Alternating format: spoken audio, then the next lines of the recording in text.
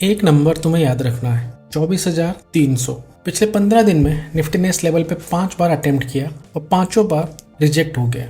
आज फिर वही कहानी हुई, हाई बनाई 24,290 का और वहां से फिर रिजेक्शन आ गया और वापस रेंज के अंदर क्लोज हुआ 24,120 के आसपास। अब समझो, फर्स्ट टाइम यहाँ पे ट्राई किया, सेकेंड टाइम, थर्ड टाइम में ब्रेकआउट हुआ था बट सस्टेन नहीं किया, फेलियर हो गया, फोर्थ और आज फिफ्थ टाइम उस लेवल को ब्रेकआउट करने के लिए कोशिश किया था। 5 रिजेक्शन एक स्ट्रॉन्ग मैसेज है, ये कंसिस्टेंट सप्लाई जोन बन रहा है। लेकिन सवाल ये है 24,300 का ये दीवार टूटेगा या निफ्टी यहाँ से नीचे की तरफ पलट जाएगा। Hello friends, welcome back to my channel powerful investment. चलो आज की कहानी समझते हैं। पहले आज का बिहेवियर देखो, ओपन हुआ 24,000 के ऊपर, थोड़ा सा पॉजिटिव था, स्लाइटली ग्रीन में ओपन हुआ। पहले 1-2 घंटे में बुल्स ने पुश किया, 24,290 का एक हाई लगाया और यहाँ तक बहुत हेल्दी और स्ट्रॉन्ग दिख रहा था। सेटअप भी अच्छा लग रहा था कि मार्केट यहाँ से ब्रेकआउट कर सकता है। लेकिन 24,300 के पास पहुंचते पहुंचते फिर वहां से सेलर आए और प्रॉपर रिजेक्शन। निफ्टी वापस उस रेंज के नीचे आ गया जिस रेंज में कंटिन्यूसली मूव कर रहा है और हाई से 170 पॉइंट नीचे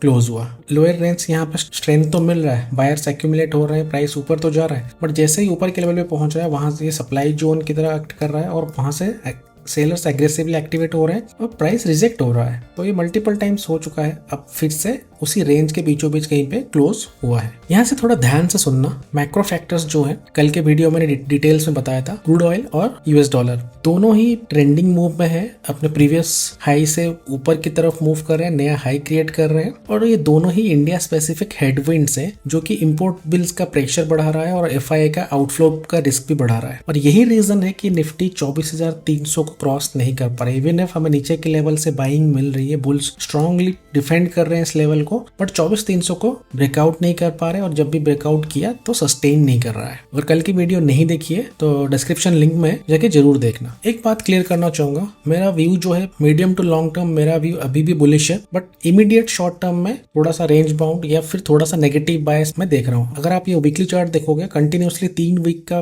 ट्रेंडिंग मार्केट हमने देखा था, 22,180 से 600 का लेवल हमने टेस्ट किया था और पिछले 2-3 हफ्तों से मार्केट एक नेगेटिव कैंडल बनाने के बाद कंटिन्यूसली डोजी कैंडल्स बना रही है और ये वीक अभी स्टार्ट ही हुआ है। लॉन्ग टर्म बुलिश हूँ, शॉर्ट टर्म में थोड़ा सा कॉशन रखना।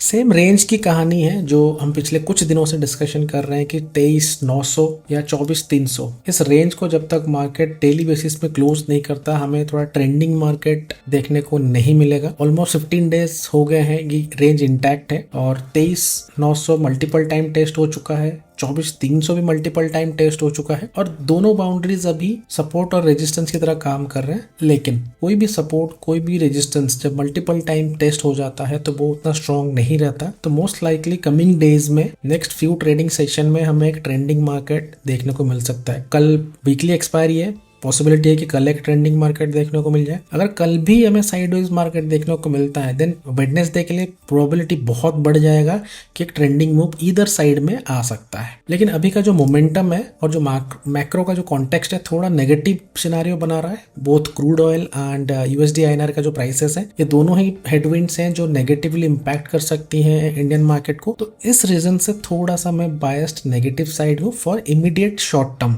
ये ध्यान रखना। क्विकली कल के सिनेरियोस को डिस्कशन करते हैं। फर्स्ट, सेम बुलिश सिनेरियो तभी लूंगा जब डेली बेसिस में निफ्टी 24,300 के ऊपर क्लोज दे देगा, 12-15 दिन का जो रेंज है उसको ब्रेकआउट करेगा और उसके ऊपर अगर सस्टेन करता है देन मेरा व्यू हो जाएगा इमीडिएट टारगेट 24,750, 24,800 के आसपास हो जाएगा, जो कि थोड़ा सा मुझे कम लग रहा है because of crude oil and USD INR के प्राइसेस की वजह से। सिनेरियो 2, जो रेंज अभी तक 12-15 दिन से चल रहा है, सेम रेंज आज जिस तरीके से मूव किया, थोड़ा ऊपर गया देन नीचे आ गया, हो सकता है कल थोड़ा नीचे जाए देन रिवर्स होके यहाँ पे कुछ क्लोज बीच में कहीं क्लोज दे दे। Third scenario, range breakdown. मैं थोड़ा सा रेंज ब्रेकडाउन के लिए बायस्ड हूँ because of macro factors only और that too immediate short term के लिए। रिपीट कर रहा हूँ, हम गैप डाउन ओपन हो या फ्लैट ओपन हो और 23,900 के नीचे अगर हम सस्टेन करते हैं तो इमीडिएट टारगेट आपका हो जाना चाहिए 23,450 से लेकर 23,500। ये एक अच्छा सपोर्ट है। फर्स्ट टाइम के लिए मार्केट इसको टेस्ट करेगा तो मोस्ट लाइकली जब भी मार्केट इस लेवल को टेस्ट करेगा एक बाउंस आपको देखने को मिल सकता है। पॉसिबिलिटी क्या है, अगर market directly gap down open हुआ और यहाँ पे कहीं पे इसको सपोर्ट मिला तो थोड़ा सा पुल बैक आएगा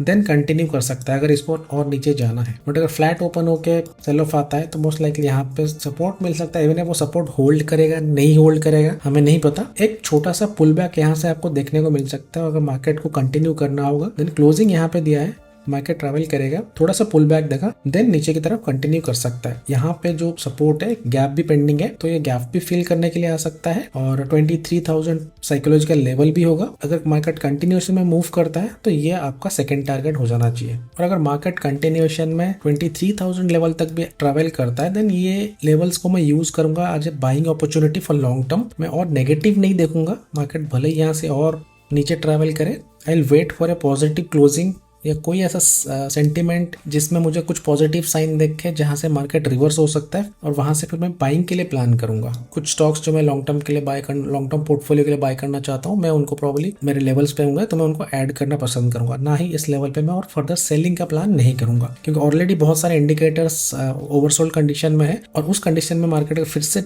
23,500 के नीचे ट्रैवल करता है, देन वो एक बाइंग के लिए बहुत अच्छा अपॉर्चुनिटी बनेगा, ना ही वहां से एग्रेसिव सेलिंग के लिए। तो ये मेरा व्यू है for the time being. Quick recap करते हैं। 24,300 5 टाइम्स रिजेक्ट हो चुका है, ऑलमोस्ट 15 डेज के आसपास ये रेंज इंटैक्ट है अभी भी। क्रूड ऑयल और आयरन का प्रेशर है। निफ्टी अभी 50-50 है, ना बुल्स ना बियर्स। पोजिशनल बेसिस पे मैं बुलिश हूँ, बट शॉर्ट टर्म में थोड़ा सा मैं नेगेटिव बायस्ड हूँ। तुम्हें क्या लगता है, 24,300 6th अटेम्प्ट में टूटेगा या 23,900 पहले ब्रेक होगा? कमेंट सेक्शन में जरूर बताना। सब्सक्राइब कर लो। मिलते हैं कल के वीडियो के साथ। Thank you.